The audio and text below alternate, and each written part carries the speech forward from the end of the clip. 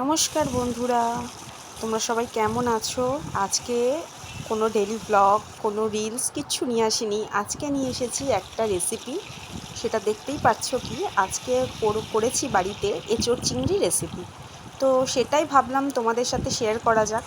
তোমরা সবাই মোটামুটি এঁচোড় চিংড়ি করতে পারো, আমি এইভাবে করি, তো সেটাই তোমাদের সাথে শেয়ার করলাম। তো কিভাবে করেছি প্রথমে দেখতেই পেয়েছো। প্রথমে চিংড়ি মাছগুলোকে তেল দিয়ে সর্ষের তেলে ভালো করে ভেজে তুলে রেখেছি। তারপর আলু ডুমো ডুমো করে কেটে রেখেছিলাম, সেটাও ভেজে রেখেছি। আর এঁচোড়টা আগে থেকে আমি সেদ্ধ করে রেখেছিলাম, তো সেই এঁচোড়টাও সেদ্ধ করে আর তেলের মধ্যে ভেজে নিয়েছি একটুখানি, তাহলে টেস্টটা খুব ভালো হয়।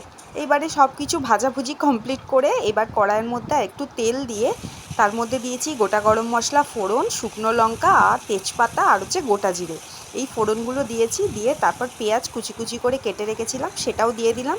আর একটা বাটির মধ্যে আমি একটা মশলা রেডি করছি। দেখো আমি একসাথেই টমেটো, জিরে গুঁড়ো, ধনে গুঁড়ো, হলুদ গুঁড়ো, কাশ্মীরি লঙ্কা গুঁড়ো একসাথে আমি জল দিয়ে গুলে রেখেছি।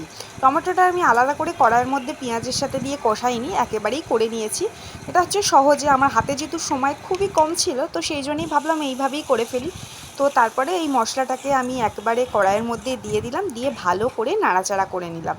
আর আমি একটু আদা রসুন বাটা দিয়েছি। অ্যাকচুয়ালি এটা বাটা নয়, এটা হচ্ছে গ্রেট করা। বললাম না সময় কম ছিল, তাই জন্য সামনে যা পেয়েছি তাড়াহুড়ো করে রান্নাটা আর কি করেছি, কিন্তু খেতে দারুণ হয়েছিল।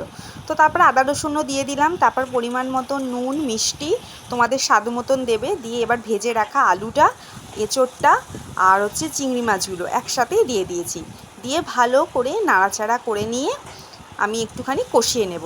এবার ভালো করেই কষাতে হবে যতক্ষণ না একটুখানি মশলাগুলো গায়ে গায়ে লেগে যাচ্ছে, সব এঁচোড় বলো চিংড়ি সব একসাথে মিশছে।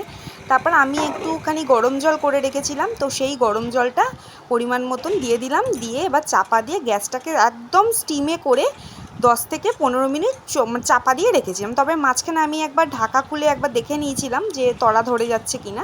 তো তারপরে ঢাকনা খুলে গরম মশলা গুঁড়ো ছড়িয়ে নামিয়ে নিলাম।